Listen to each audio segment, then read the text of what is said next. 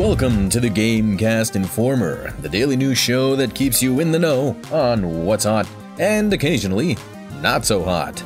My name is The Voice at 106.7, otherwise known as Vox within the GameCast circle. Happy holidays, Voxites! From all of us here at GameCast, we wish you a merry, non-specific winter holiday. And now it's time for the news. The Falcon flies again in No Man's Sky.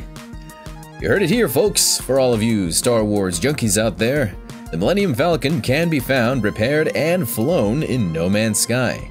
You, of course, will have to install it via a mod that can thankfully be downloaded on Nexus Mods. This mod will include other ships from other games in case Star Wars is not particularly your cup of tea. It's not stated, however, whether the Falcon will be a 1:1 scale of the ship from the original, but hey, well worth it, right?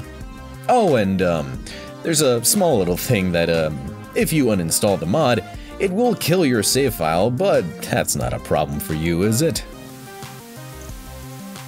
11-year-old gamblers. There's something not quite right with that sentence. The United Kingdom's Gambling Commission has published a report that makes a very clear point. Kids are starting to get into gambling thanks to skin gambling sites for CSGO. In fact, they've been gambling for a while now. While the numbers of kids actually fully gambling on these sites still remains relatively low, it's still something that is pretty troubling to think about. The report, it seems, took into account all types of gambling, not just skin sites, ranging from full bets on games and online sites, like poker sites, to friendly bets among friends, and made the skin gambling stand out as a major problem. Still, it begs the question, what's next? Are kids going to start becoming addicts? Let's hope not. And finally, Grand Theft Auto, the game-sized DLC that just won't die. The Doomsday Heist DLC has finally dropped, ladies and germs, and boy oh boy, it is a weird one. The basic premise to the heist is that there is a potential armed conflict about to happen between the United States and some shadow organization that wants to essentially destroy the world, and it is up to you, Lester, the conspiracy crazy hacker, the IAA, the GTA equivalent of the FBI, and a nihilistic AI to band together, form an uneasy alliance, and save the world from certain destruction. All it takes to start the heist is buying yet another facility in-game, with the cheapest clocking in at a hefty $1.25 million. You can, of course, buy the optional $900,000 orbital cannon that costs $500,000 to fire each time. Oh, and if you want to spawn at your new facility, that'll cost you another $290,000, and oh yes, there is also the $65,000 upfront cost just to start the heist itself.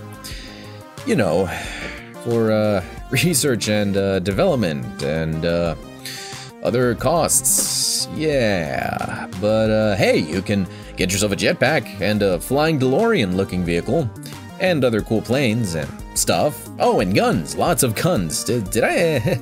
Oh, sorry, did I say get? I meant buy separately. Oh, and of course, vehicles also have other hidden costs like upgrading them and painting them, and oh, if they're weaponized, upgrading the weapons. So the whole thing might set you back, what, $5–6 million?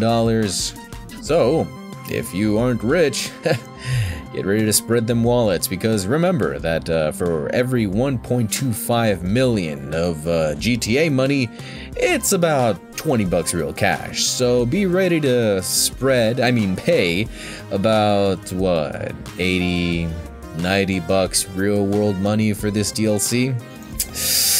Oh, Rockstar, you and your microtransactions. Yeah, fucking bastards. And that wraps it up for today's news. Remember to leave your opinions in the comments below, to like, share, and subscribe, and to give GameCast a shout out in our Discord. We're also on Facebook, Instagram, Snapchat, Twitter, and Patreon. Thank you all so much for watching.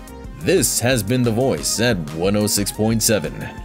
gaming news now.